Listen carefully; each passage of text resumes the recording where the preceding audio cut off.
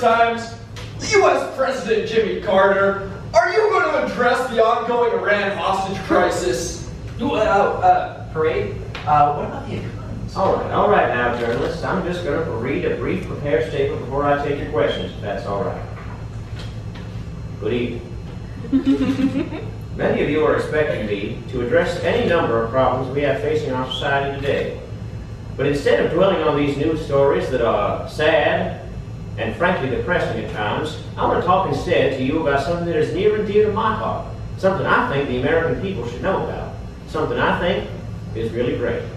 And that is, very simply, acronyms. Now, I can see some confused faces out there saying, there goes crazy Jimmy Carter using his fancy political lingo. What in the Sam Hill's an acronym? Well, an acronym is very simply a way of abbreviating words or phrases in which each letter stands for another word. The FBI, for example, that's an acronym. It stands for Federal Bureau of Investigation. Pretty cool, huh?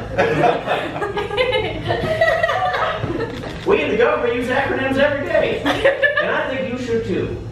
It's easy. You can do it anywhere, when you're getting coffee, or when you're at work, or even at home. Why, for example, every time my wife Rosalind makes pasta for dinner, I say, wow, honey, that's a real GMFR, which stands for Great Meal from Rosalind.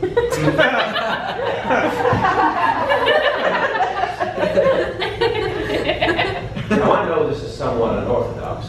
Usually I would devote this time to talking about why so many of our gas stations are running out of fuel, or why American citizens are still being held hostage in Iran. Yes. It's just that acronyms are so damn exciting. I love these little guys. I mean, could you imagine if I had to say North Atlantic Treaty Organization every time instead of NATO? I'd never get to spend any time with my wife Rosalind, and damn it, if she isn't the FGSYEDS, the finest Georgia sunflower you ever did see. Mr. President, to be quite frank, I find this to be a waste of time. I don't see how any of it relates to the task at hand. Well, I don't know. I think acronyms are PC. Politically correct. Pretty cool. If you think that's cool, what if I told you that sometimes acronyms take on a life of their own and become a whole new word? Things like laser, radar, peanut. Peanut? I don't know what those stand for, but do I know what they are? You bet. I've started to do it for everything. You know the Iran hostage crisis? Yes. Oh, bet I do. I've got a new one for that. It's wacky. WHACKY.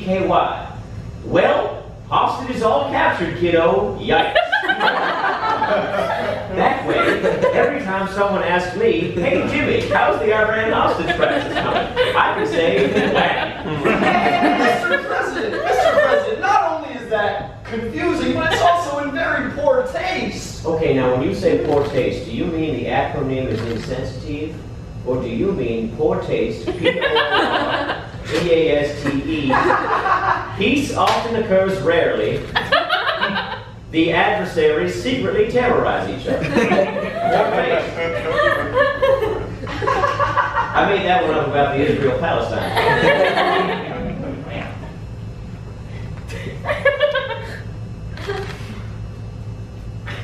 We'd love to hear more about the Iran crisis, though. We really would. Well, listen, the thing about the Iran crisis is that it makes me realize that anything can be an acronym. Anything at all. Hell, even my name. My first name, Jimmy. That reminds me of what I like to eat for breakfast in the morning.